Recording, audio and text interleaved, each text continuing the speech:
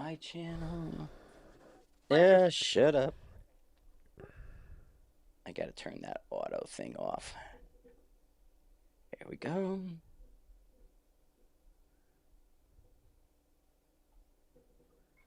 And there's Chris. Hello. Chris is in and we're live. Oh, I got my ears. We're good. Wait, am I sideways? Yeah, you are. I'm upside down. Whoa. Okay. That's kind of funny. Yeah. All right, watch this. Whoop. Oh shit, that's not gonna work. He's Whoop. upside down, everyone. All right, we're live. We're live. That's live. That's live. We're live. Oh, Everybody's live. turn on a light. We're all live. All right, Let we're me good. turn on a light. Let me turn the lights on. Do you repost this? Do you repurpose this for YouTube? Oh yeah, I mean it stays. It goes into the live section, but also everything's kind of evergreen. It saves all of it, and at the end you can manage. Yo, we kept people on already. Yo, and yeah, so it's always Keep it on my there. gay porn. Yeah, totalgaycommando.com. Get closer. Whoa. All right, I'm gonna get a hat because hats are cool. Yeah, hats are cool. Only when you're bald, hats are cool. And then it's Wait a minute. Wait a minute. All right, Riley, you can. I guess it doesn't matter. Nah, she don't care. Do this. It's all good, all good, all good. So hey everybody, we're live across our platforms. High TV is live, YouTube is live, and then I threw a live on X for everybody. So I bounce between Facebook and X just to see where the crowds are, and there's decent amount of subscribers on both. But Phil joined us, Phil Vallejo. The new company is TC? The Cadre. The Cadre. There you go, the Cadre. And I was telling him earlier, I dig his new logo. He's got sort of the spear arrow. Are you calling it an arrow or a spear in the oar? It's a spaddle. It pays tribute to the recon Yes. heritage as well in our boar spear, so a combination of both. But yeah, depending on who you talk to, it's a spaddle. It's a spaddle. It's a spaddle. I dig. As soon as I saw it, I was like, I like that. Whoever Yeah. drew it up for you did a really good job. So Yeah. that was Cool. really good. Thank you. And then Hey, wait a sec, Phil. I've been saying Vallejo. It's Vallejo. Yeah. Yeah. With the yo. Yo? Yeah. With a yo. You gotta say that on your podcast. It's Phil with a yo, Yeah. not a ho. like a yo-yo. yeah, yeah. Yo Phil- with the hose. But yeah, what's up, guys? Dude, it's funny. I for your viewers, we had just jumped on a call, all three of us. Well, not all three of us, but sequentially from I think 1 o'clock to 3 o'clock, and you guys invited me on. So here I am. That's right. I get a text from Phil. He's like, "Hey, just talked to Chris." I'm like, "I just talked to Chris," and what happened? And the funny thing is, we'll get into Win Wednesday, but I mean, we really should jump in what we talked about. That it's words matter, and it's a communication thing because three different people saying something similar, but just with a slight variation in terminology, and then the viewer is like, "Oh, you're disagreeing." And it's like, is he? I don't know. Well, I think what I sent Phil a short little video saying, thank God people are disagreeing and actually saying something, and we should talk about it together because everybody's saying the same damn thing is like the worst thing that can happen to any subject.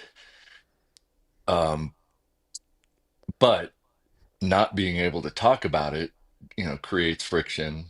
Saying the same thing is stupid. Um, I think, yeah. Oh, I So, just saw I it. think it's awesome. Yeah, I Especially mean, when people are being vocal to their communities, and people are cross listening to those and saying, look, I've got a different perspective, but if we stay in touch, say, okay, I know where Phil's coming from. We've talked about this. I feel like I could speak in this situation or that situation, and most of the time they're not all that different? We're just trying to reach people, right? And Yeah. everybody takes instruction slightly different. And so we fish around for terminology that says, that somebody gets a reaction out of. I'm trying to say that resonates with an individual. So you kind of like fish around for the word.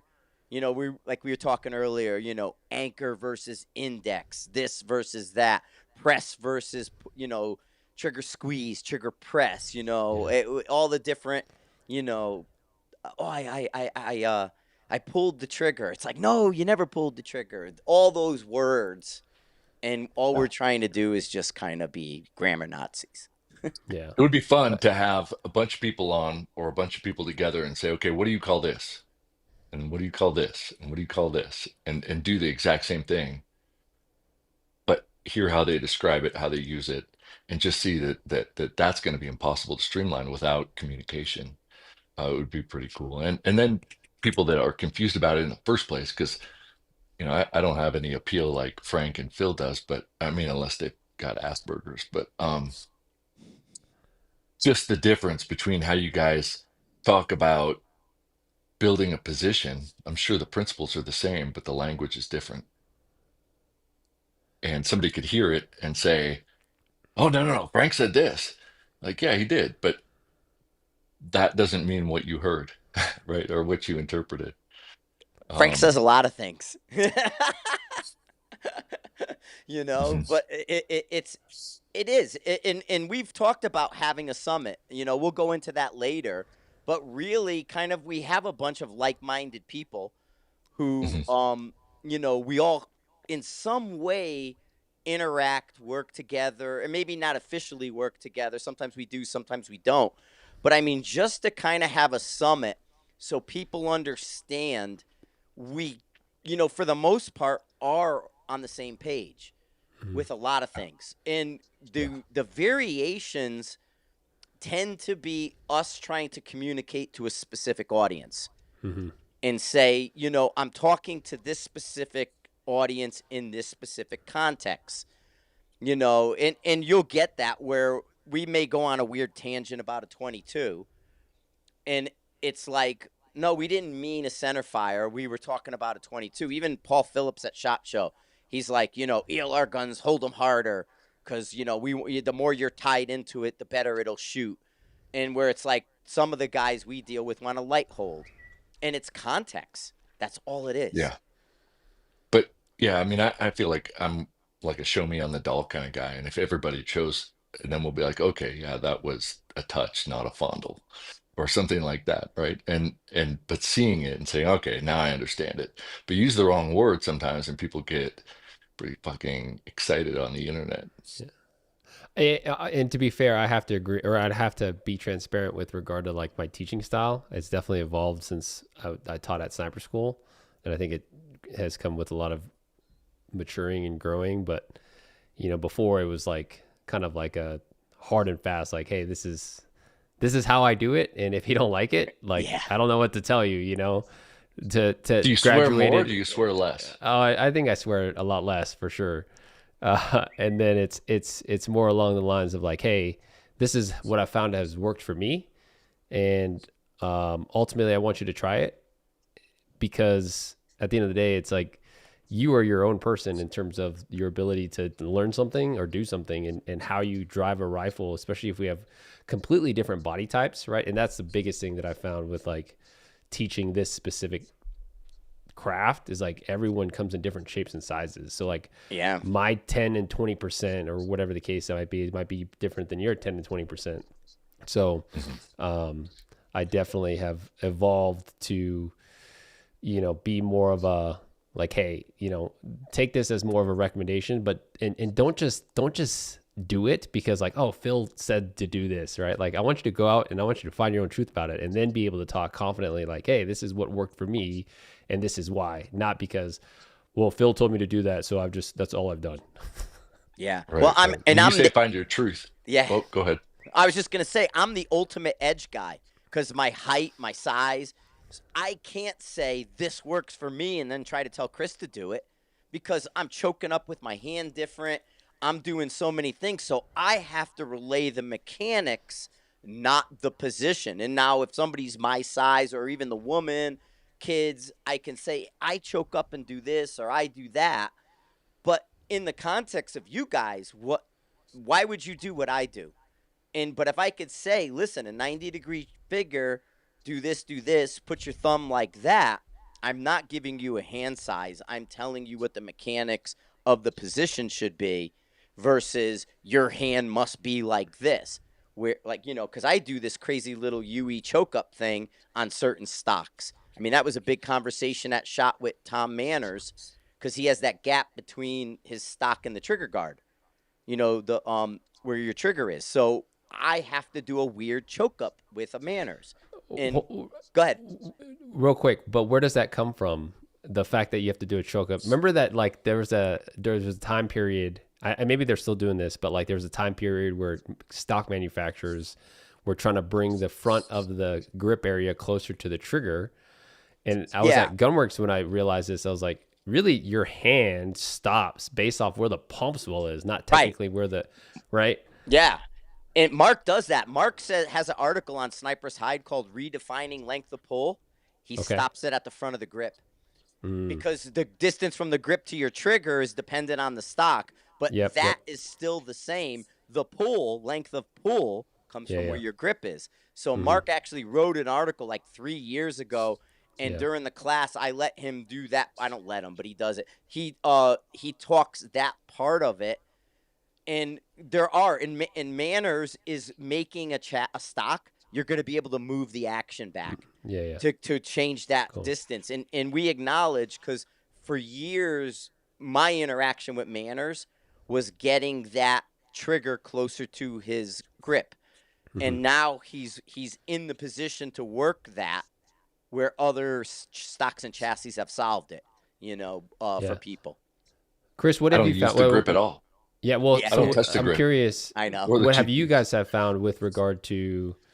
Actually, and I'm going to steal this from Jacob Bynum. He doesn't like to say grip because when people think of grip, they think of actually gripping it. Yes, gripping it. So yeah. So, what I teach my students is, your firing hand placement really sets up your trigger finger placement in your relationship with your trigger, because that is ultimately the most important with regard to consistency, in my opinion, when we're talking about precision shooting. But I'm curious to see what you guys' thoughts on it.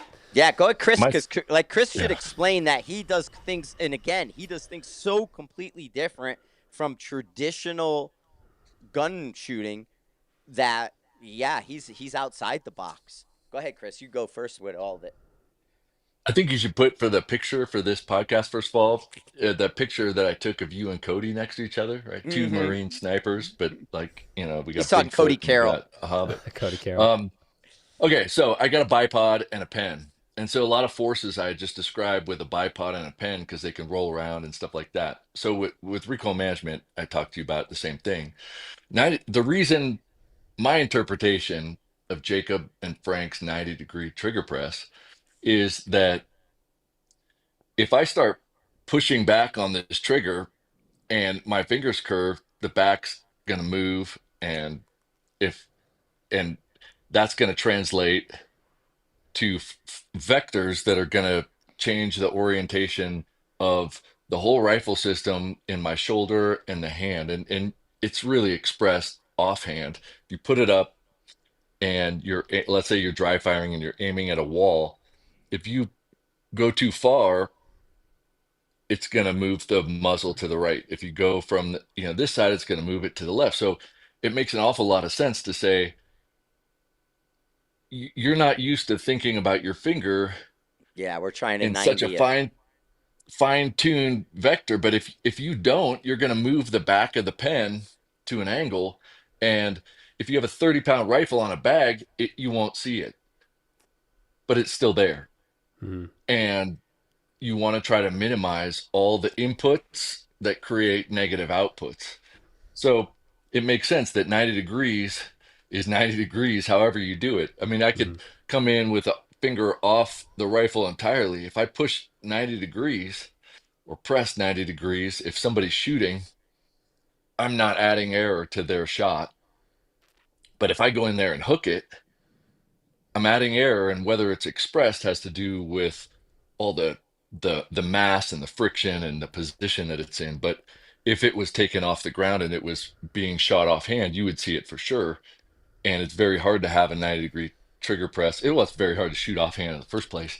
Um, but right, the ultimate goal of all shooting is the system inherent accuracy expressed regardless of how you're shooting it. So, the shooting with Jesus moment would be, um, just grabbing a rifle, holding it offhand, and shooting a group that was the size of the ones that you post on the internet, um, which is possible, but we can't control that very well. So the trigger press is for sure it has to be 90 degrees, but where your hand is variable because we're different sizes, because you have different stocks, because you have different angles. It's like saying, well, here's a SIG and here's a Glock.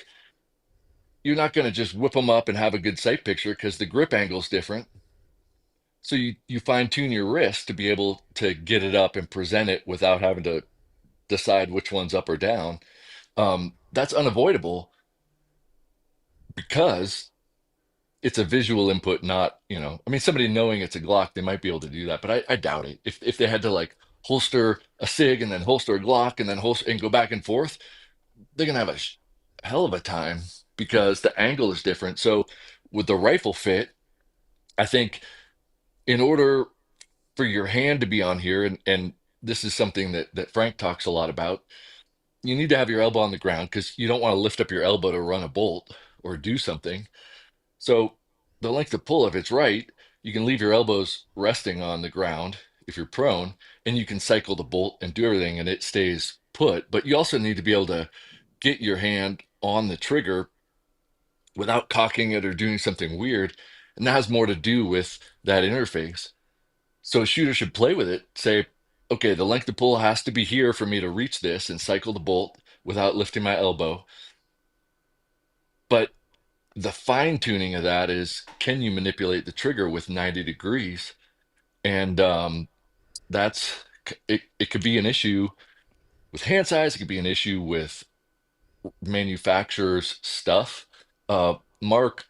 Mark Liu in California. You know what I'm talking about? Mm-hmm. Yeah. He 3D printed me a grip because I don't use the grip. Um, and it's like just a ball Yeah, you had the ball that on for a replaces the while. grip. And I can go dig it up here in a sec. But then there's an index for my hand not to just be floating in space because I hold the bolt when I shoot. So my index is the bolt. So I just keep my hand on the bolt the whole time. Um, but that means that my palm is just floating. But with that blue thing, it just kind of rests on a swell, really nice. Like it's fucking awesome. But when It you looks grab a like rifle Phil. to It looks like he move, has a you got to tennis have ball something to on the hold. bottom of his under his trigger instead of a grip, a pistol grip. Yeah, It was like a it's a blue tennis ball. tennis ball, and That's that's all interesting. he But it's had hard to on. grab. I mean, I guess, if we're on lives, we can't grab guns. But I mean, if you're going to move it, you want to have a hold Yeah. of that grip, Mm-hmm. right? So You lose I'll the grab it ability when to I'm going to move control the it. rifle when you're not in a firing position. Except that So you could that's the take the trade-off. bolt and just grab the butt stock, or Mm-hmm. the buffer tube. You can hold it and lift it up like that. But if I'm going to like, you know, do whatever and have to have a good grip on a rifle system, you need something to hang on to, and And that we ball doesn't even make it really easy to do. we got Jay in the comments, and Jay says I'm huge. I'm 6'6" and big. I can't fit anything like a normal person. I had a guy I mean, we all do, but I had somebody very similar to Jay in class. And with foam and duct tape, we built out his grip so that way his trigger finger and he wasn't so dug in and Mm-hmm. sticking out at his knuckle on the other side. So we just kind of built his grip on that side up. So when he indexed it, it placed his finger correctly. And that's what those grips, you see the big crazy grips they'll Mm-hmm. make, the wood ones, the old PSG-1 grips kind of. Yeah. And so big giant guys can get away with those where a bigger palm swell or something I can't, like even the HS Precision palm swell used to be too big for me Yeah. and push my hand out too far.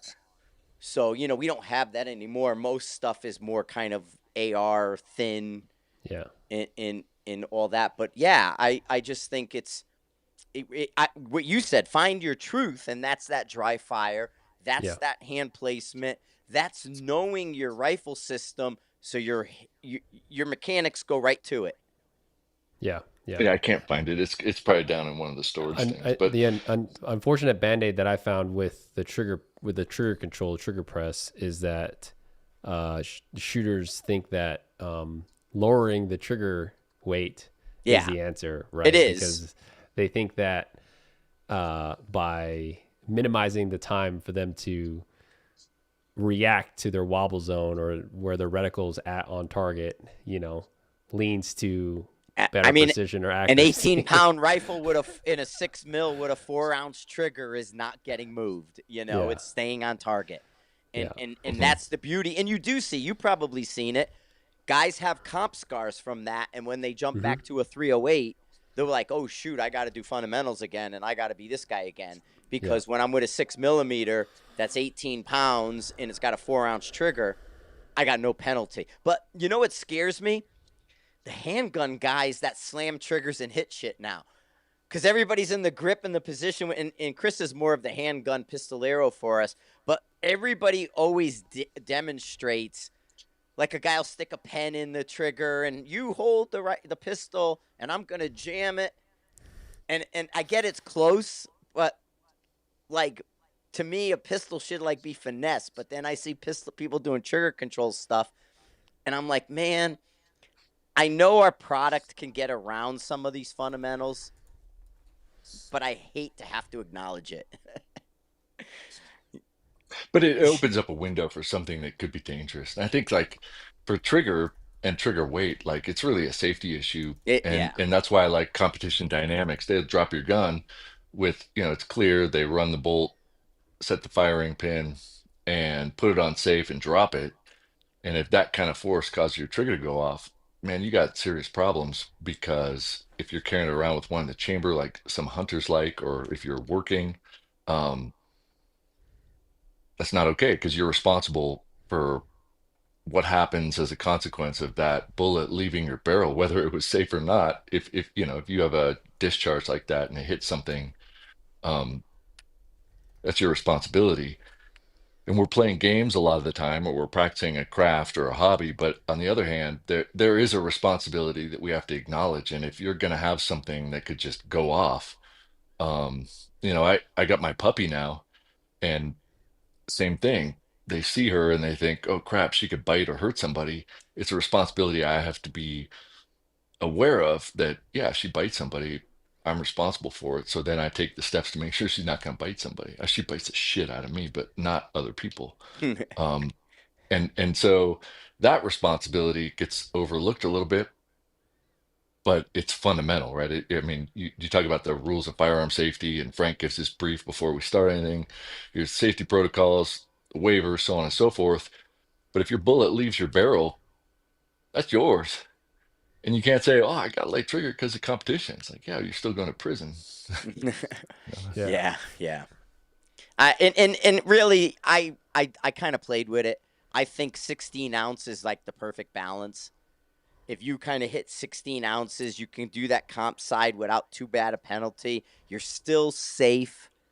You're not going to, I mean, you can, don't get me wrong, but it doesn't really give you that mechanical edge. You know what I mean? The 8 and 4 ounces can give people. Well, let's hang on a sec. I'm going to ask you because I drew this talking earlier. Um, it's just a cone of fire thing, because I like Yeah, chalkboard. So I don't know if this starts to glitch the thingamabobber, but I got system inherent accuracy and then shooter skill. That's going to open up the group, right? The ultimate ideal is that we match system inherent accuracy with our skill, but this is training. And then we have environmentals and stress that make hit probability circle. But I'm going to just, because we're on a live and you guys are here and it's going to be harder to dodge the question. If this is system inherent accuracy, how much error do you think somebody's inducing with a bad trigger press? I personally think it go up to a minute, but Most people tend Three to be tenths. yeah, easily. I would say I think most are between 1/10 with that flyer, but I have seen as high as 3 when people Yeah. are kind of I just was I was gonna say, depending on the shooter, I would yeah. agree with Frank. I would say, but like a professional competitor shooter would probably be within a tenth of error, but like on average, the average shooter 1 to 3 would be my bet. Yeah. Okay, so I got trigger 1 to 3. Now let's think about other fundamentals. Respiratory pause. How much error is respiratory pause generally playing, if we do the same kind of generalization? Personally, I think that only comes up in prone. I don't see a respiratory error on a tripod that way like I do in the prone. Like Jacob and Andrew was there. We measured it from the prone only because it wasn't a tripod world. And we were able to get 36 inches of error at 800 yards, fucking with our breathing cycle. So I that's don't 4 MOA, know. so 4, 8, Yeah, I 1.2 don't mils. know if that influences off your belly the same. So I can almost say where breathing is the problem for competitors, it's in the holding the breath, it's in the eyes, it's in the time, and it's in the breakdown of the mental state because they're not breathing properly. But I don't know if breathing to a competitor not prone is a problem without measuring it. Phil, I don't know. You see that? Do you feel that breathing? I think breathing and trigger control go hand in hand in the Mm-hmm. sense that, like, in theory, if they're synced, right? Yes, I call it a rhythm. I tell you, your Yeah, breathing yeah, is your rhythm. And yeah, what you're yeah. doing in dry fire and what you're hmm doing in all those things is finding your breathing rhythm Rhythm, and yeah, just yeah, being in yeah, sync with your yeah, rhythm. yeah, yeah. Yeah, I'm Yeah. with you on that. And again, And terminology. I think that if most people that quote unquote ND, is their rhythm is off or their Yes. timing is off, right? Yeah. In terms of like they're pressing too soon when they are, on their exhale or on their up or whatever the case might be. So I think it could vary, but I don't think it is as critical as trigger control. Okay, how Yeah. about the cheek? Your cheek. Oh, I think this is definitely the cheek pressure is definitely Huge. subjective, Yeah. right? Again, traditionally But coming from the sniper community, it was like you need to put your face on the gun to go to sleep. but But but then, fundamentally, let's try to make like wild ass guess of how much error is your cheek causing the Well, average in shooter in my mind, from just Chris, doing it. cheek Yeah. cheek is recoil management. yeah, Because that's going to disrupt the recoil. Cheek's not going to show till the gun's fired, right? Well, a lot of it doesn't. But Okay. it's recoil management within that.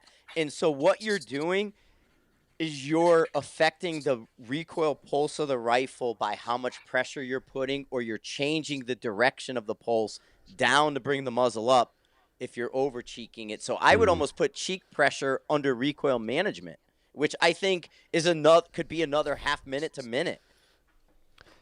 I Point agree. two, point 1 to 3, point 1 to 3. So that's like we got 3 minutes We're to tolerant. I see we're tolerant stacking here. Yeah, we are. yeah. Well, Errors are. that's what the cone of fire is, right? Is tall stacking, but we got to go through some of these things. So recoil management is we're gonna put cheek in there. We're gonna say point 0.5, uh, point 0.5 to a mil. We got trigger point 0.1 to point 0.3. Respiratory pause subjective, but it could be up to 1.2 mils. Of course, that's only going to be expressed vertically. Yeah, Um, agreed. so we're going to do that. How about NPA? Oh, I mean, you're talking at least 3 to 5 minutes. Yeah, I think it's bigger than people are giving it credit for, especially now. That's where the comp people, MPA will trump breathing, in my mind, other Okay, than I'm just other going to than the put a mil rhythm. because I don't have a big, the Yeah, poster's not big enough. Yeah, And yeah. then how about follow through? Oh, this is a good that one. depends on the trigger again and what in the person. I think that depends on the system, but I mean follow through is another 1 to 3, point 1 to point 0.3, depending on the system. If they have an 8 ounce trigger, it's point 0.1. If they have a 2 pound trigger, it's point 0.3, kind of thing. Yeah. I mean, there's so many things that could go wrong at follow through. If if they're shooting and they look to the next target, they're going to do something. If they're shooting and then they're going to get up and move their position, Yeah, look at Lemon. they're gonna jack that up like Look, crazy. So the last shot in a string before you move, you're gonna probably jerk that, right? Because you're trying to go fast. If you say go we as fast as you can, Phil, we had a comp guy. You know him, Lemon. Do you know Lemon? Yeah, I know Lemon. Okay, he was out. We were doing our craft tests with him. He was helping around prior to Guardian, and so we had him on the shot timer, and I was looking at everything, and where he had the problem was the follow-up shot. And what he was doing is he was coming off the trigger so fast. He was peeling. And when he was going to the bolt, he was pulling himself to the right, and he was always missing right because of lack of follow through. And his follow up shot was like, you know, point 0.3 on the clock. You know, he wasn't a half second, he was like a third of a second. And I slowed him down, or like, let's say he was 0.3 of a second. I slowed him down to like 0.5 of a second, and all his follow ups worked, or all his second shots, by slowing him down, because the lack of follow through and the speed in which he was running the bolt, he was peeling. And when he peeled, he pulled. Mm-hmm. I okay. So check this out. I just made up a system inherent accuracy of 0.2 because 0.2 seems like you could go to Cabela's and get any fucking rifle that probably shoots 0.2. Then we've got shooter error, but we broke it down instead of just, saying the shooter into categories here. So we got trigger is going to now make your group this big, follow through this big. We've got recoil management, and then we have NPA and other stuff. So now we're talking about a 6 MOA group, which seems big on here, but I'm actually I've got. I was going to say your records of average craft is drills. 4. Your average in craft Well, is 4, isn't it?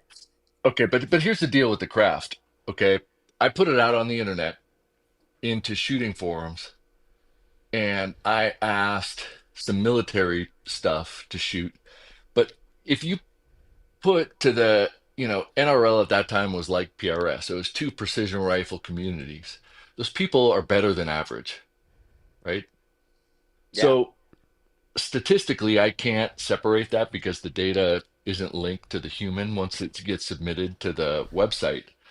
But my sample population isn't an average sample of precision rifle shooters. It's whatever you would consider PRS, NRL, and military snipers going into the level 1 courses. So my average is 4. So actually, the military guys, so your they were average, 6. so your average, so that your sample pool is all people that are competing already, or in the military. Likely. So I don't know. Well, but the military doesn't mean anything at that point because most of those guys haven't shot a bolt gun when they go to the sniper course for the first time because they get, it's all the other shit, right? So, they get to be good, they get to be competent because the courses are there to do that. But going into it, they're like, hey, let's see what you can do. A lot of those guys, they've shot M4s, they've shot pistols, but they haven't laid down and tried to lay down a good precision shot. And I have individual data from those guys, but I'm not going to make that public because there's no fucking way I'll do that. But I can say that the averages there are 6. The average from our communities of competitive shooters is 4. 6 is what you guys just described, right? So your ideas of how much it could influence it directly matches. You could jet Phil if you got. Thousands. Phil's got to go real quick. Phil's got to go. I want to finish this. I want to finish. And then I'll jet. Yeah. Okay, go ahead. I'm tracking. So I guess what I'm saying is, you guys made your predictions from educated experience. I've got data from shooters that matches that, and so what I'm saying is that there's a high probability that what you're saying is true because what you're saying matches what I've seen on paper from thousands of shooters going into a high level course. And when you consider that the precision rifle community at large has extra money and extra time to focus on precision rifle and not do push-ups and other shit, that's 4. But 4 is it's 1.2 mil group. So when you say, "Oh, I got a rifle that shoots point 0.2," making a better load, you got 1.2 mils of Yeah. error coming from you as We're the we're shooter. we're all on the same Like sheet of music. I love yeah. it. Yeah. Yeah, I gotta So go, All right, so but guys. this all is right. hey. We should. Chris, you stay I'd love on. to continue. Yeah, yeah. Yeah, I'd love to. you have the link, Phil. You can come on Yeah, anytime, but get a cool. hold of us. We're gonna Yeah, talk Summit. We're gonna talk other stuff, but cool. Yeah, anytime you're yeah, free, if you see us on, just grab the link yeah, and come yeah. on It's always a pleasure, And guys, after you for change sure. diapers and stuff, you could just jump right back on and if we'll you All still right, be want it. sounds here. If we're good. still talking, sure. Thanks, guys. Cheers. I'll kill Phil, and then we'll. There we go. All right, we're in. So yeah, I mean, this is like, The sex boom. appeal of the broadcast just went I know, right? All the girls are all like, "Oh, Phil." what a yeah, let's go back to YouTube. Um we were going to talk about some stuff that relates to this. I want to jump Yes. straight into it because like we're still thinking about things. And I have stuff written out because it relates right to this, but it's more in the context of getting started and keeping your priorities in a zone where you have reasonable expectations of what do you need for gear, what do you need for training, and then what do you measure as you progress through. And I think that along the way, it's easy to just get sidetracked and forget that you still need those things, which is where like if somebody comes to a course, uh-oh, it just went I to did it. Yeah, I did it. That was me. a sling picture. If somebody comes to a course and they have experience, it's not uncommon for you to say, gosh, you got to go back to work on this skill. And they're like, what? No, I'm experienced. It's like, yeah, but now you're jerking your trigger again for some reason because you forgot that and you got deviated because you're worried about something else. And it comes back to these core principles that you want to try to keep focused for forever, I guess. Right? Yeah, I mean, that's the whole thing is to, we buy everything, then we need to kind of work ourselves up to the level of that equipment, and the after that it should be maintained. Hmm. And of course, shooting is a perishable skill, and 90% of the people out there don't have the ability to do what you and I do. And so Right. we're trying to find that simple and effective, easy way to not only maintain your skills, but to, that sustainability training without going, we want control. We want understanding. We want you to have a mission and not just go out and shoot and say, I shot 8 groups and number 7 was my best. Hmm. We don't want that. Right. Right. But it's hard because people they see a certain result, they're like, all right, I'm good to go. Forget all that stuff. I'm running with this. And then right, you then that's where you see your perishable stuff drift off because now it's not in the radar anymore. So this article that just got put on the hide, choosing the right rifle caliber, right rifle and the right caliber, the title might not sound directly related to this, but the content really is because it's picking the things that you want to be able to accomplish and then working back from that to be able to control that cone of fire back to the rifle system capability. And it depends on the outcomes that you're looking for down the road. Like if you want to shoot 1,000 yards, it's narrowed down the options. If you want to shoot, um, and so you start listing off the things that you'd like to be able to do.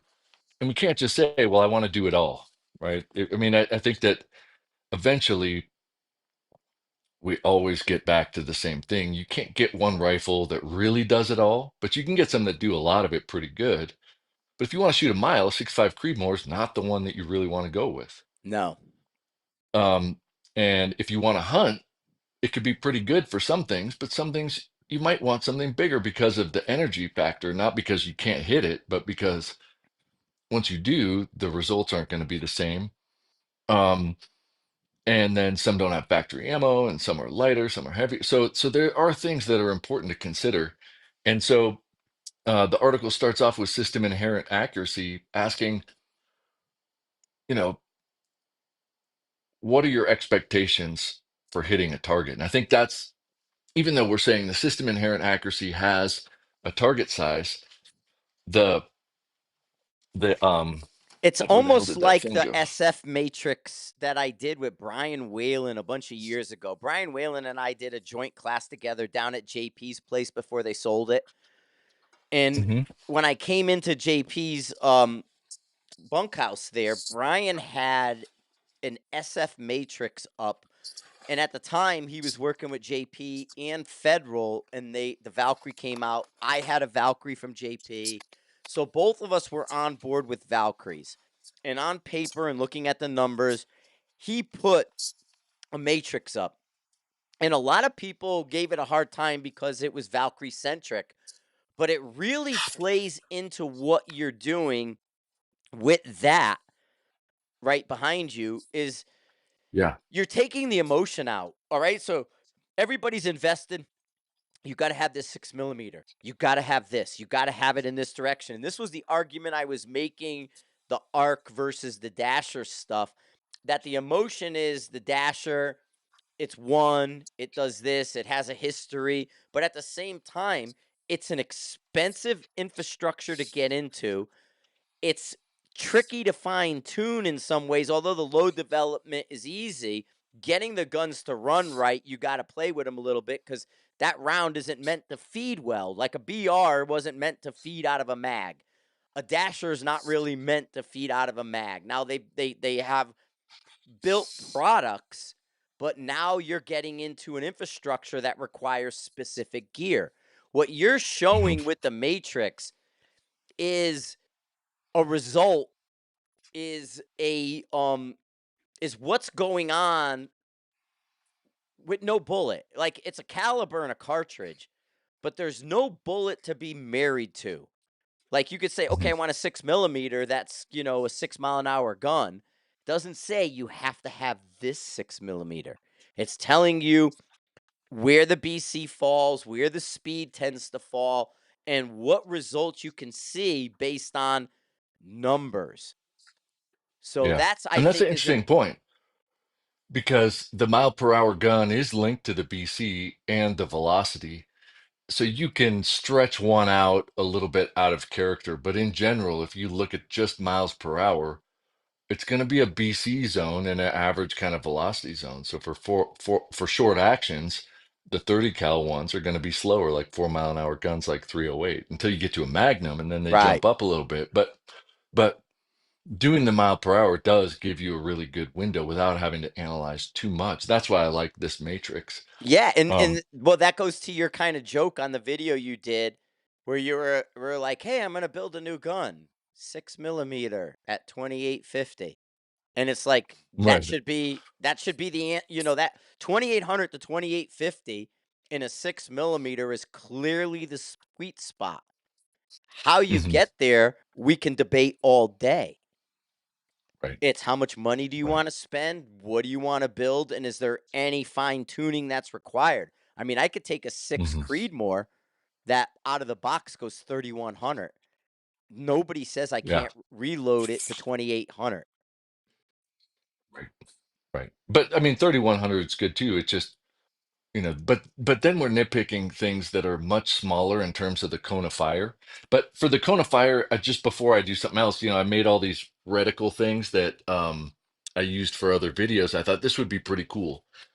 If people are getting into shooting and they're thinking there's something that I want to hit, an elk, it's a defined size of kill zone. If they're going in the military, a human, defined size. The mills that it mills out to, obviously, as you go out, that fixed thing is going to get smaller, and our cone of fire stays linear at that cone. But it can tell us a lot because they say, well, if I want to shoot this object, and so this object, I just put a data card in there. Well, this object mills out at 6/10 wide. So if you take your skills and you make that cone of fire and it's inside of 6/10, you're going to hit it somewhere in there. I don't know exactly where, but you're going to hit this thing because your cone with all of those factors fits inside the target. Now, if your cone is this big and we put this target out here, let me line it up. It's smaller than your cone. Can you hit it? Absolutely. Can you hit it twice in a row? Probably, but you're not going to hit it 10 times in a row because you're going to miss. And because your cone hangs over the left and right side of this target. So if it's just, can I hit this? My answer is going to be yes, at this range and in. But you've got options if you want to shoot it farther out. And it's going to be to reduce your cone of fire, right? Or run towards it till you get close and then it'll be closer. I could probably shoot a 1 inch plate at 1,000 yards. If you give me a 5 minute time hack, I'll run to 900 and shoot from there.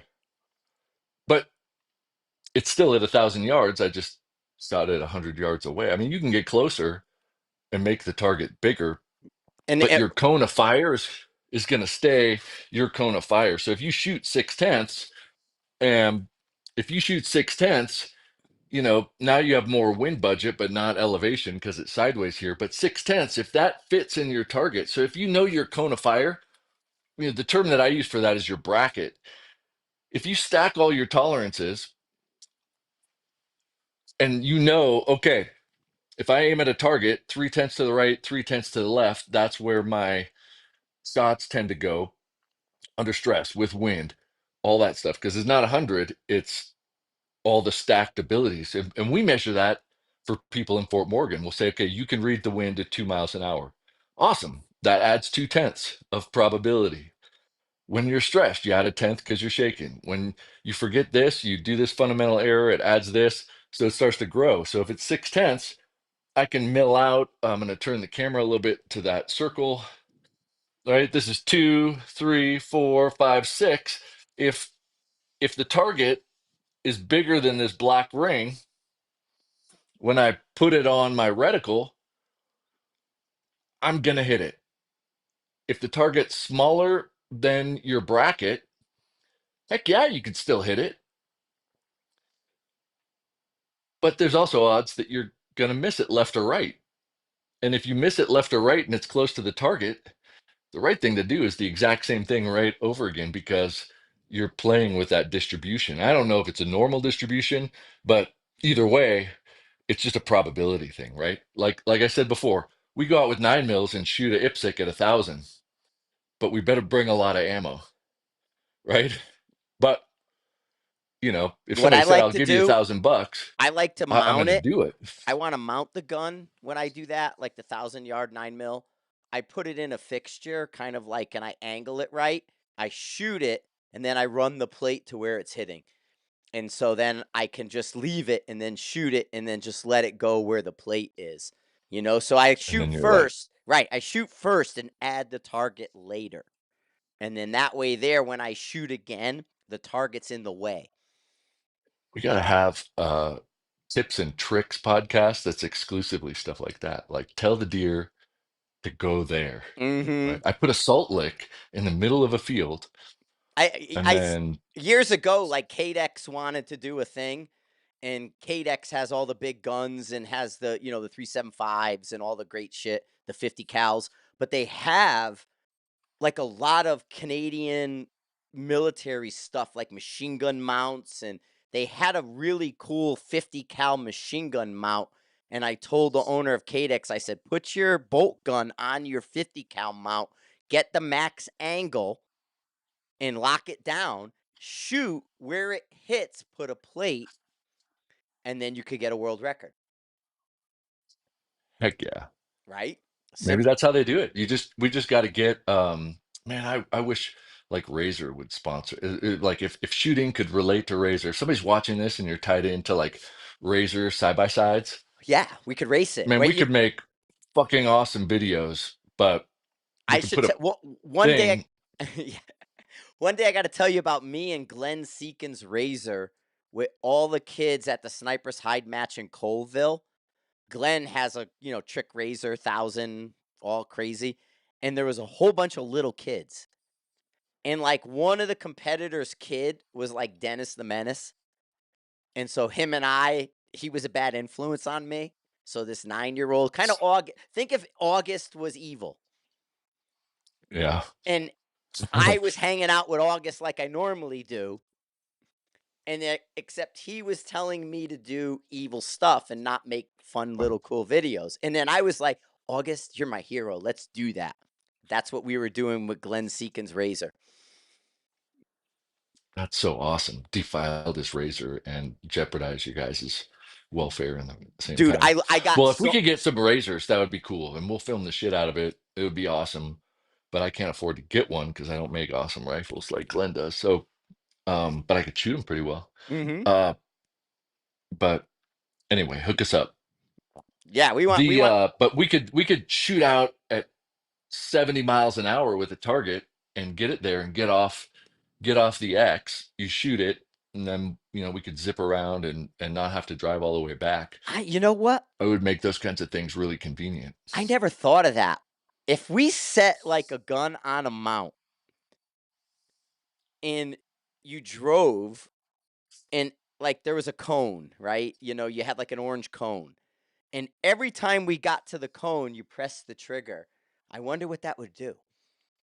Like for a precision shot. That would be interesting to me. I never thought about it before till you said it. Like I want to drive and then get to the cone, press, and then turn around, drive, get to the cone, press. Can I group? hmm Let's do it. Yeah, we got a 4-wheeler. We could. That'd be fun as shit. It'd be a good video too. So We could let's drive see at the what. 1,000 and try to shoot it on the move, right? From a single shot. Straight on. Like going yeah. Anyway, sorry, sidetrack. Squirrel. No, that's okay. I mean, that's what happens when we start talking. Um, this, wait, not this. This is the image that's on the article. And so let me describe, see if I can pull my Vanna. I'm not very good at being Vanna White here, but I've got a 3 mile an hour gun, 4 mile an hour gun, 5, 6, 7, and then I've got 100 yard, 200 yard, 300 yard, all the way to 1,100 yards. So we've got the mile per hour of these guns. This is just data for my guns that match this. So there could be some slight variation. And I noticed that in um, the 6 mile an hour bracket, some of the times the flight danced around, but the themes are pretty close. Like, they're all within my finger if I put it here on a scale. So I want to show you some trends that I think are significant when it comes to picking a caliber and things that are worth considering that are using a different lens than what is commonly kind of tossed around. 3 mile an hour guns, kind of like your ARs. 4 is your 308. 5, you've got like the slow, heavy 6.5s. 6, the faster, lighter BR 6 millimeter stuff. And then 7, like hunting rifles or Yeah, like a really 7 spicy PRC. A PRC lows. is 7 PRC is like a 7. But so these are, they're all different rifles, not, what you're doing within the category of a 6. Now, when I say 6 in Colorado, it's going to be a 5 at sea level. So that's something that when we're talking here in Colorado, if we go to sea level, because the atmosphere, there's going to be more drag, and because there's more drag, it takes longer to get there, so that it ends up being a 5 mile an hour gun. But despite that, you could see some trends here. So first of all, I've got the gun number, and what that is the mile per hour that at that distance moves at that subtension of drift. Or let me use different words to say the same thing a few times so that the variations land to more people. A 3 mile an hour gun, its distance is 300 yards. If the wind is 3 miles an hour from the right or left, so a 3 mile an hour gun at 300 yards in 3 miles an hour of wind is going to move it zero point 0.3 mils. So those numbers match, right? 3, 3, 3. 3 miles an hour, 300 yards, zero point 0.3 drift. The takeaway from that is that every mile per hour at that distance moves the bullet zero point 0.1. So if you have a 3 mile an hour gun and you're shooting at 300 yards and it hits at a mill, it's 10 miles an hour of wind. So at that distance, you know the wind speed that the bullet experienced across its entire flight. You don't know if it's at you, if it's consistent, if it's high at the end, but the bullet tells you what it experienced as it went. The 4 mile an hour gun at 400 yards moves zero point 0.4 at 4 miles an hour of wind. So if you're shooting at 400 yards, the number of mils drift from center or from zero tells you the miles per hour of wind exactly. A 5 at 500 with 5 miles an hour of wind moves at 5/10. But our bullets are slowing down, right? So they're faster inside of that. So a 5 mile an hour gun at 250 yards is a 10 mile an hour gun. So we pick these midpoints to define what that is. Nevertheless, if you double the distance, the bullet slowed down enough where what we see is that it halves it. So a 4 mile an hour gun at 400 yards in 4 miles an hour of wind moves 4/10. But in that same wind at 800 yards, the bullet slowed down. It's a 2 mile an hour gun now. So at 800 yards, if it's passing through 800 anyway, instead of moving 1/10 per mile an hour, it moves 2/10. Fortunately, if you're shooting 800, it hits the target there and stops. But at 600 yards, it's 3 miles an hour, and that's going to influence weaponized math. Oh, I sorry, I didn't mind to take you off, but I wanted to kind of do. I don't know why you just not added. I was just gonna show you because these numbers, Chris, from the chart Mhm. are matching to what you're saying when you look at this BC. So what I was trying to do, hang on, I'll add you back in on this one. So there you are, you're back. But see, like, look here and look at that range and look at what we're looking at right there. So, but what's interesting, even more than a 3 mile an hour gun moves a tenth at 300 yards per mile per hour, is if we want to shoot 800 yards, it's less than a mile an hour gun at 800 yards, which means that in this 760 and out, a mile an hour of wind is going to move it more than a tenth. So it's going to get a lot of drift, and it's not going to move that much because it's speeding down. So most of the calculators for wind take an average from start to finish, and that average tends to be the gun number. So if you say, what should I hold at 800 yards, it's going to pick an average of the speeds, but at 800 yards, it's going to be a lot more than 3/10 per 3 miles an hour, right? It's going to probably be more like 1.5 um, speed, which is why it's very hard to go to a long range competition with a gas gun, even if it groups well, because very subtle changes in the wind cause massive movement left and right. And so your group size is going to become massive out here if there's any fluctuation in wind. If there's no wind at all, makes no difference, right? You're going to nail stuff. But if there's even a mile an hour up and down, now you're talking about 2/10 of variation left and right. Whereas these other rifles, it moves much less than that. But I think that I put these green lines under the distance to say these are probably the effective distances that you can shoot. So for a gas gun, I think 600 and in, you still have a decent chance of having a little bit of a wind buffer.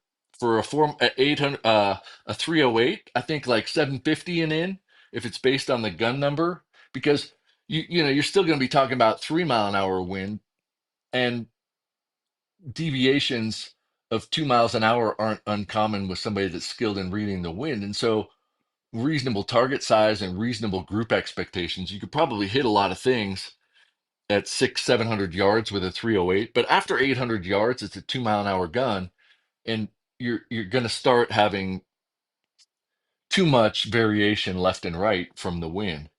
But this jumps between 4 and 5. And so the interesting pattern that I saw here is that these green lines, they're kind of uniform for 5, 6, 7, and they're kind of uniform for 3, 4, but there's a jump. So if you're going to shoot past 800 yards, you definitely want a 5-mile-an-hour gun or more, because you're immediately going to get more budget for wind. But then if we consider time of flight and we overlay that also, I put 1 second with a dot and 1.5 seconds with a star. So these brackets also line up for a 3 and 4, and then they come over and then they line up for a 5, 6, 7, because the time of flight isn't so different that they're not achieving these lengths. Why is this important? Well, because inside 1 second time of flight, what governs the size of target that you're going to hit is the group size that you can shoot at 100. So your shooter bracket on paper at 100 directly correlates to this 1 second time of flight. So if you could shoot a 1 inch group at 100, you're at 650, you should still be able to shoot a 6 inch group, right? Because that's how that tracks. That's how that scales. Or if it's zero point 0.3 at 100, it'll be zero point 0.3 at 650. If you shoot the same at 4, it'll be this at 680 or something like that. But then it jumps over 800 here. So if you're shooting a discipline where you're not shooting outside of these distances, standard deviation isn't really a data point that should be too much of a concern for you, because it's not going to govern your hit probability or your group size. The group at 100 is what you're going to look for. So you can buy factory ammo and own the shit out of everything if it groups well up to these distances and not really worry about the standard deviation, because they're going too fast to spread out in that short period of time. But in this bracket is where you start to see things open up. And it's hard to tell exactly where, because when we shot at 1 second, 1.25, 1.5. But by the time the bullets got to 1.5, it was directly correlated to the standard deviation. It immediately opened up from tight to big vertical. And some of the ammo that we tested was 70 and 80 foot extreme spreads. But it went from, you know, Nothing three to there. tenths, 3 tenths, 3 tenths, and then A mil. more than that. Yeah, it was Yeah. more. But yeah, you know I what I mean, mean? it just It went went, whoosh. yes, it Yeah. went from 0.3, 0.3, 0.3, 1.5. 0.3, 0.3, Yeah. 0.3, 3 mils tall. That kind of thing. Yeah. Because that had a huge Well, extreme and spread, and it was this, factory ammo. let me explain where Chris is going with this. So you have a rifle. It could be an AR style. It could be 308 bolt gun, and so on. This is now telling you what you're doing at 100 yards in your groups there, where you should be able to translate it to a equally scaled group. So that's opening up your group training in a way, if that's what you can do because of your range or where you are, to, like Chris says, shoot your group at 100. It should be able to be replicated at 6. You don't have to do the 630, 650, 680, but at 600, you should be able to replicate the scale size of that group by distance to that target. And that would be a good metric, because distance is going to exploit your fundamental errors, and distance is going to see things. So if you can't do those two things, shoot the group at 100 and have a similar trend at 6, that's something to work on. That becomes a Yeah. simple thing, right? Yeah. Yes, you're right. We could add to that. If it's not unusual for people to join forums and say, I don't know what rifle to get. And somebody goes, oh, get a 308. And that could be the right answer. I say, get a 6.5 Creedmoor. And that could be the right answer. But the information that we need to know is, how far is that round going to go in 1 second? And are you going to regularly shoot past that 1 second distance? Right. If you're not, it won't make a difference. But a 6.5 Creedmoor. Well, my 100 grainers is a 6 mile an hour gun, but we're talking about for a 308, about And 680 yards, and for the 6.5 Creedmoor that I've got now, we're talking about 850 yards. So we're it's 175 yards more with the 6.5 Creedmoor, where I don't need to worry about the ammo as long as it groups well. right. But if you're not shooting past 600, it makes no difference. Right, zero. And one of the things for people to understand with Chris, we're in Colorado, we're at 5280, however you want to look at it. Our density altitude at the range is routinely between 6,000 feet to 8,000 feet in the summer. And every 4,000 feet of density altitude, plus or minus, is going to move your bullet 1 mile per hour. So it's a kind of an equivalent of a 200 feet per second muzzle velocity change. That 4,000 feet density altitude gives you a mile per hour change. So that's why we'll see things different than other people, because we're past that 4,000 mark. Where if we're in Florida, that's sea level. And I notice a big swing. I've shot Altus a bunch. And so going from Colorado to Altus, I'll almost, make sure I could take advantage of the workups in the days before, just because we're getting 5,000 feet of density altitude change. And if it's, halfway warm out here, I can get a 6,000 foot change going even down there. Yeah. But I do think that it's important to consider where you're at and what the density altitude is going to do to the speed. But also, it's important to understand that it's your fundamentals that drive that initial group. That initial group at 1,000 yards, if you're going to do the same thing, there's a point where it doesn't matter. So if you said, hey, we're doing this competition and the target's at 600 yards and you have to do all this crap, we've got a 5.56, a 308, a dasher, a 6.5 Creedmoor. At that distance, I don't care what the rifle is. I want the one that shoots the best group, Yeah. right? Because that's the only thing that's going to matter, because I know my fundamentals. But if somebody says we're going to do the same competition at 800, the 308's not going to be a part of that because it passes its zone. And unless I know the standard deviation of the ammo is single digit, but I don't care what the ammo is either, as long as it groups good at 600, man, give me Well, any of and those rifles. I'll shoot them just as well. in the reloading But zone, though, I see with that standard deviation, like a lot of the time when I reloaded, and I reload limited amounts. I'll hit on an 8, like a 7-8. I'll fall into it. Like, try this, drop this. When I look at it, I got a standard deviation of 8 feet per second, and I'm like, okay, that's good. I'm a single digit, no problem. But then as we start to see people that are giving us numbers below 5, to me, 4 and less changes the game.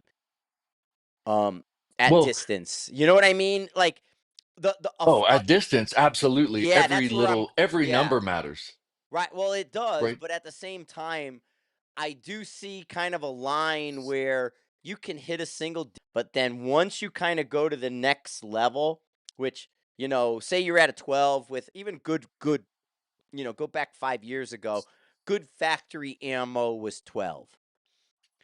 You reload it, you get it to a 7-8. You're like, I'm on cloud 9. I got a single digit SD. Everything looks good. But now, because of the comp stuff and some of these, easy button calibers or cartridges, you see guys that are 4, 3, 2, 1, Ryan 0.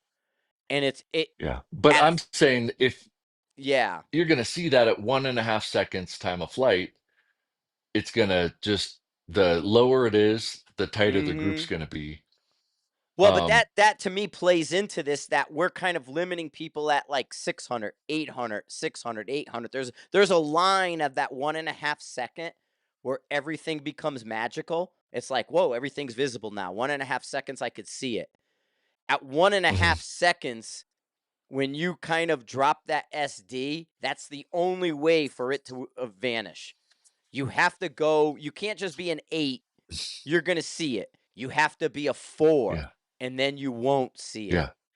That's kind of where I'm Yeah. getting at. The smaller it is. And then the farther past Right. this that you get, it opens up too. But here's the thing, like if we're shooting 1,000 yards, even if we get a low SD with a 5.56 to, let's say we have an SD of 2, it's still going to be the miles per hour isn't going to change of wind. And at this point, it's going to be um, Correct. But half a once mile you an kind of hour. hit on the It's hold, once you hit on the hold, your group will stay on the plate. Yeah, but it's a half a mile an hour per tenth. And if we drop down here, we're inside of that 1.5 seconds. But a half a mile an hour moves at a tenth, and out here, it's 6 miles an hour moves at a tenth. So you could be off by 6 miles an hour, Yeah. or within 6 miles an hour, and it's only moving at a tenth left or right. Shit, like you, that's where the mile per Well, hour and is that's going to the factor into difference. here. That's the wind call difference because up there you got Yeah, to call wind to within less than 1 mile an hour with the 3 gun, and with the 7 gun, almost anybody can get away with a 6 mile an hour wind call. So you're making life so yeah, much easier that you don't have to resolve it down to a millimeter. You can do it, in yards. And so with a 3 mile an hour gun, even with a tiny SD, the wind still requires you to measure that down to a millimeter. Where if you have a 7 mile an hour, you could use a yardstick. right, right. So like, yeah, if you're shooting a 7 mile an hour gun, and let's say you shoot point 0.5, with your bracket, it's going to be point 0.5 plus the wind variation. But it's a 7 mile an hour gun. 7 miles an hour is going to move it a tenth, or it's going to a mile an hour is going to move it a tenth. But it's going so fast that if you're like, well, the wind's between a 5 and an 8, you're talking about a maximum of 1.5 tenths on each side of that group. So 8 tenths or less, which is still hitting an IPSC. If you're off by, Yeah. 3 miles an hour, you're still going to hit it. So you get this huge budget of, well, I don't care what the wind call is. It's close enough where I'm not going to miss it. But if you're doing that with the 223, you could be mills off by having a 3 mile an hour error, right? Because that's 6 tenths. Um,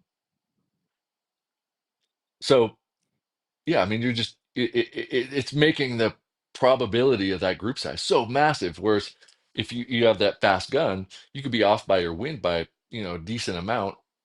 Well, and that's the thing to explain is like with the 100 grain varmint ammo that you're talking about, the SD in that out of your rifle, what is it, almost 70 or something, or your ES is like 70? That's the ES. Like the I think the standard deviation is 25. Yeah, so So but it doesn't show up until after 800 yards for him. So everything he's shooting inside 800, it's 9 actually for your gun, but everything inside 800, it's a non-factor.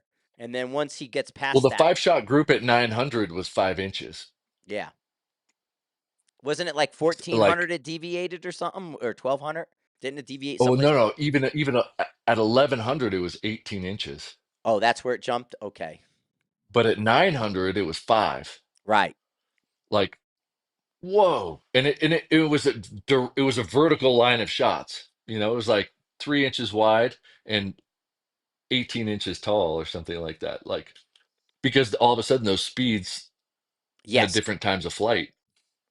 And so that's why we're saying, like, on paper, certain things you have to go out and shoot it. You have to go out and look at it, and then understand the game you're playing or the mission of your rifle, and then where does that fall within the mission of your rifle? It if you go somewhere, you're going to do some local match, and maybe they have one shot at 1100, or one stage that gives you a couple shots at 1100, but then everything else is 8 and in. they got one little spot they can get a far shot and they use it, you're going to be perfectly fine. Maybe you'll drop some stuff at that 1,100-yard shot, but all those eights and in should be within sort of your performance of 100. Hmm. For sure. And I think Yeah. we did that when we went out, when I brought my gas gun to Pawnee. It's like 2/3 of the match is 600 yards and Yeah. in, and then the other third is 1,000 and out. And I hit every shot 600 and in, and I hit one shot 1,000 and out because the target size, they're IPSCs, and the budget for wind was, like 6, 7 targets. So you'd shoot, you'd correct, and it was just bullets all over the place. And I hit the 1,500 or the 1,400-yard target. But I mean, it's just it's just rolling a die. Like, I don't know if I'm going to hit it. I, Yeah.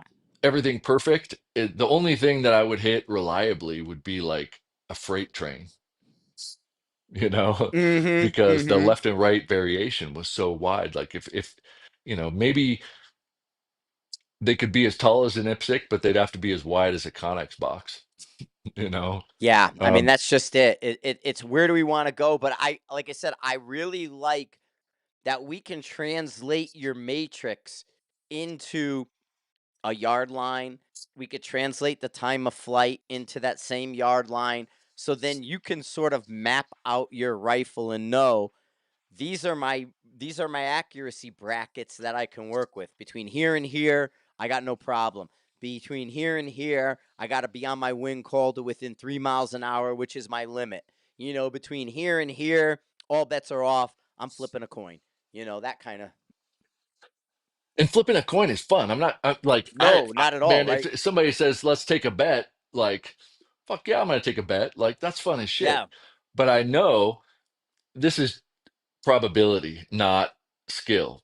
Yes. And, but if we're measuring, I want to hit everything, we also say, okay, well, you got to do that from here in based on your shooting fundamental error that you've got, your ammo and your rifle systems capability, and we can pretty much predict they'll hit everything from here in because that's what they're shooting. Well, and But that from here lends to out, Walt's. it's kind of Remember, a think coin about toss.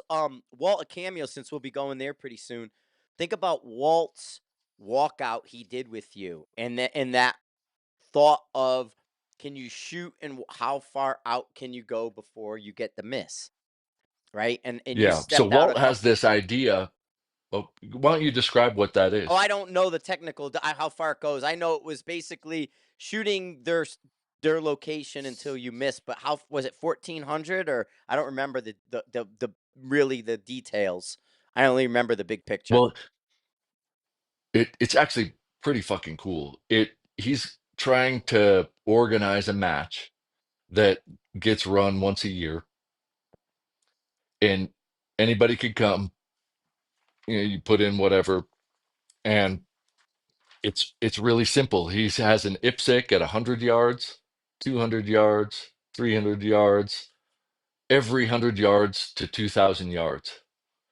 So the competition is 20 shots.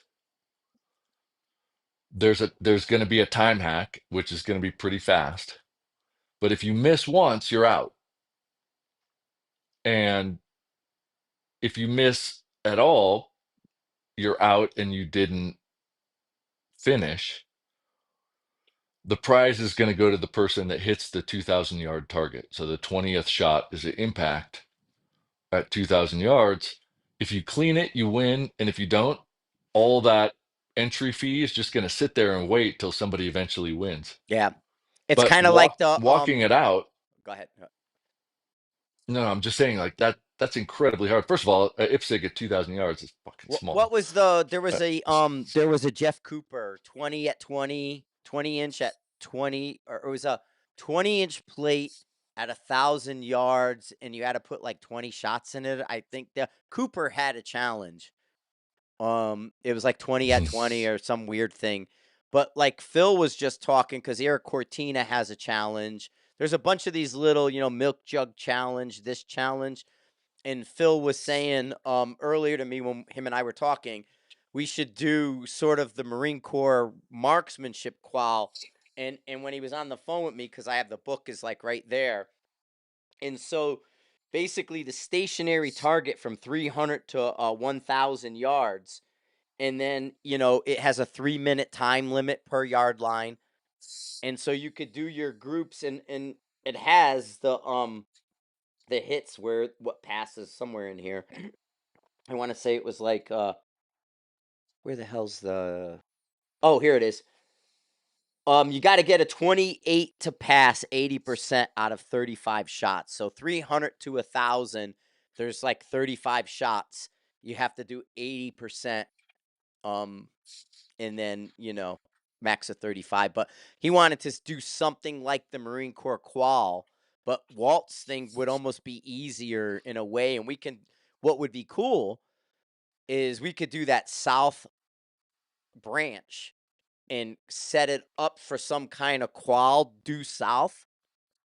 That way, whatever we do, somebody can do it, and it doesn't interfere with anything. And it can be, hey, go to the south line, shoot that qual, and we should do a qual that's Hmm. the due south.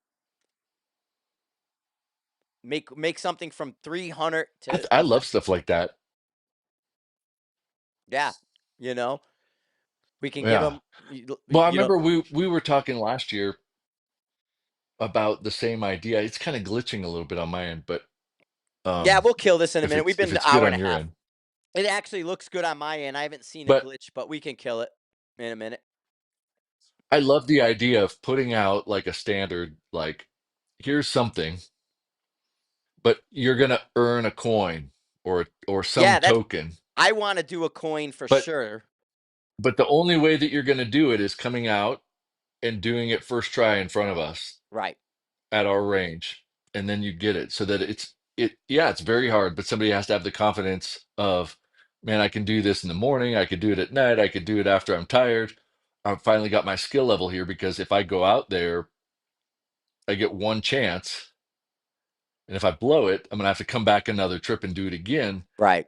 But that would be um, a hell of a thing because it would mean something way more than a lot of other stuff. But if we had certain standards for fundamentals or the things that we teach, like okay, wind call, your wind call needs to be within this many miles an hour. Then based on the conditions, we could say, okay, shoot that target, that target, that target. Because if your wind is in that call bracket, you'll hit all of those shots somewhere on the target. Yeah. And then if it's like 12 shots and you hit all 12, then you get the 3 mile an hour coin. But Right. I mean, I Thomas think Hagelin, when he did his from Norway, I like his. He has a video. He doesn't talk in them. He doesn't like his voice. But Thomas years ago, and I thought it was super smart. Had a 500-yard qual. He had a target that had scoring lines in it, even though it was steel, and he gave you a challenge coin based on your drop down in one shot and hit. At 500, in what ring you hit was the coin you got. So I like the idea of a win coin. I like the idea of a marksmanship coin. Coins are super easy. Our range has infinite possibilities. We can even put August's win target out, gap it a little bit more than normal, give it like a 1 inch gap between the tines, and then color them. And the color you hit is your coin, and do something like it'd be that. cool to take like like in Kung Fu, the 5 elements. Yeah. If we found like 5 elements and then you've got all of it, and then when you got all 5 of them, you became like, Jedi or Zen something. mass. Yeah, yeah, totally. Like precision Jedi.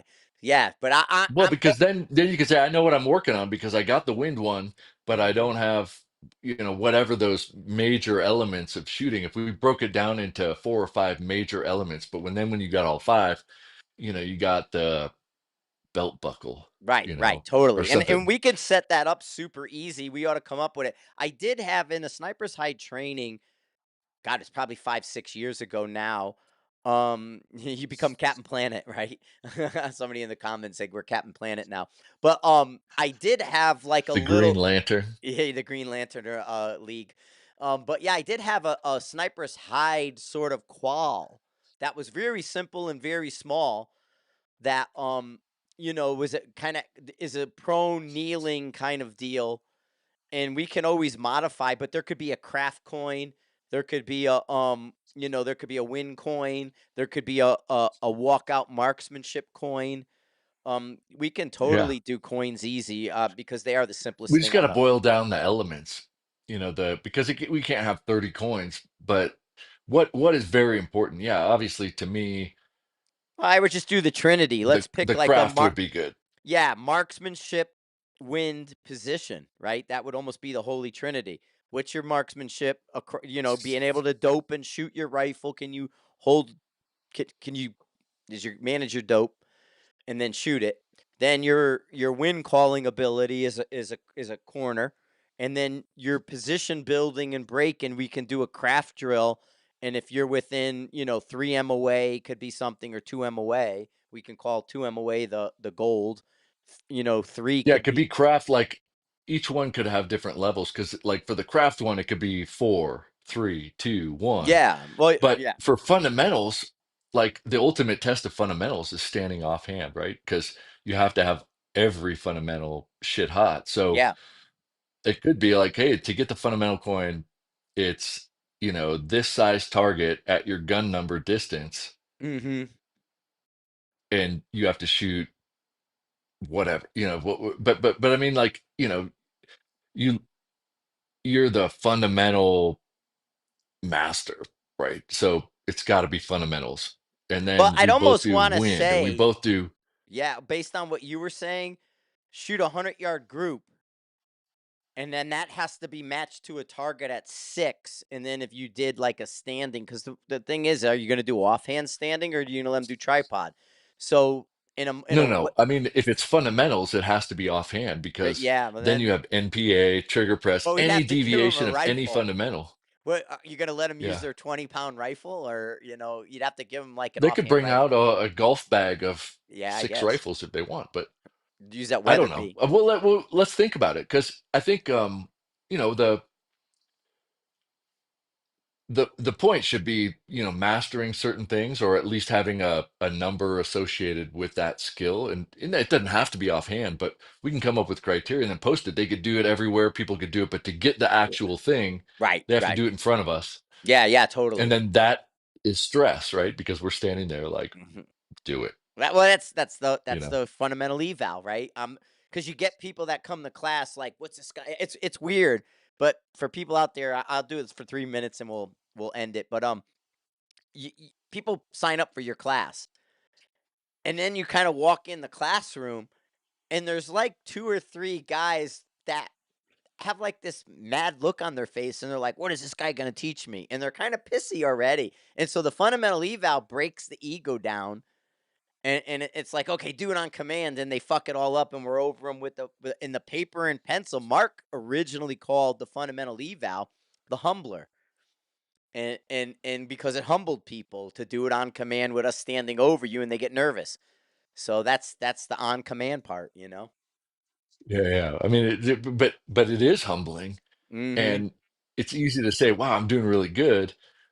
And then you're like, hey, watch this. And then you fucking screw it up like crazy. It's like, okay, well, you still got some work to do. But it's amazing. But when somebody's like, oh, I could do this, like, here's a rifle. Let's see Yeah, it, yeah. And show me Jay in on the the doll. comments is saying you're worried you're taking too long, but actually the opposite. People will shoot fast so we can't see it. You know what I mean? They go blah, blah, blah, blah, and it's like, whoa, slow down, dude. I'm trying to watch your finger. And they'll try to get through it as fast as they can. And it's like, no, you got to slow down a little bit. Um, yeah, yeah. So that's the funny part. But no, I think this was a good live. It was great to have Phil jump in. We'll call it good. It's an hour and a half, Chris. We've been on for a while. But these videos are evergreen on Hide TV, the YouTube stuff. You can find your YouTube stuff, no problem. But thanks for watching. Thanks for commenting. Thanks, Jay. He's been fun. Everything listening. And again, thanks to Phil for coming in, Chris for being on. We'll do this a couple times when we're available, and it's becoming easier now that all the processes are in place and we got the technicalities out of the way. But I think we can Yeah. jump on with these great discussions anytime, and now we just need to get a few more people to pop in. And not, well, shit, we hit 180 not long ago. Like 180 people live watching is pretty fucking cool, right? Oh wow, I didn't. Honestly, I didn't even see the number. I only. Oh, right I've above been your looking. head. Yeah, yeah. I Yeah, didn't even. right above your head here, I see a live view count, and it's dropping because we're ending it a little bit, Yeah, but it's at 160 now. It was over 180 at one point, and I was like, wow, there's a lot of people watching. But I think like talking to Phil was awesome. Us talking was awesome. But those earn a trinket for a very important skill set. First of all, we should set the standards pretty high, boil them down to a few very core things. And I think that would be the coolest thing ever because it would mean something. It would mean a hell of a lot to be able to get some of those. And it'd be yeah. worth working towards that's separate from all the other junk that people do. It's like in and of itself, that's a pretty cool thing. Oh, absolutely. And I if you mean, we can't should buy have it, these tests. I like what Eric does. I like what the milk jug challenges. I like all of those. I mean, even in Alaska, we would do that. There used to be, they broke it and who knows what, but there used to be a 6-foot wolf at 600 yards, and it was a full size wolf, but it had a 3-inch heart flopper. So we would always use that heart flopper as sort of an informal contest down the line. Everybody take 1 or 2 shots at the heart.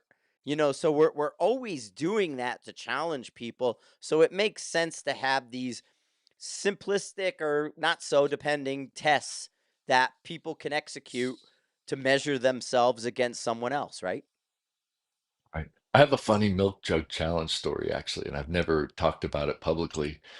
I went to Utah 6 years ago for a PRS match, and I had my Valkyrie, and I went out, and where it was being held was closed off because of, it's like a weird Mormon, like Hills Have Eyes kind of place. Yeah. But 20 minutes away, there was a big range there. And I thought, okay, well, I'm going to go check my dope after sign-in.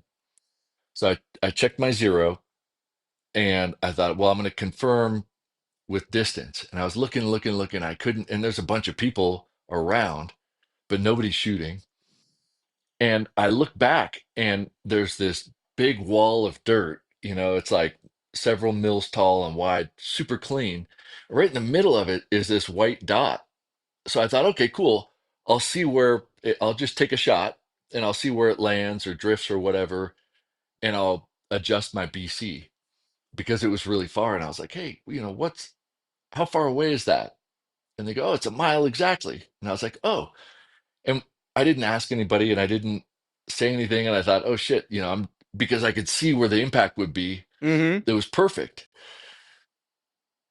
So I aim up, I reset. I'm like, all right, I'm gonna take one shot and then I'm just gonna calibrate it. Bang. And the fucking white thing explodes. And I hit the milk jug first shot. And they're like, you shot the milk jugs. Now we got to shut everything down and drive out there. They were doing the milk challenge. And before they started it, I shot it with one you round. you short circuited them. So they were so pissed because now they got to drive out with another gallon. And I wasn't even I didn't pay to do that and stuff. And I thought, well, what are the fucking odds? I was just shooting out there to have a reference. And I hit the milk jug and they were like, get out of here. I was like, oh, I'm so sorry. I had no idea. That's funny. All right, guys. Thanks So, for watching. Thanks for listening. Thanks for all being right. part of the Hide TV.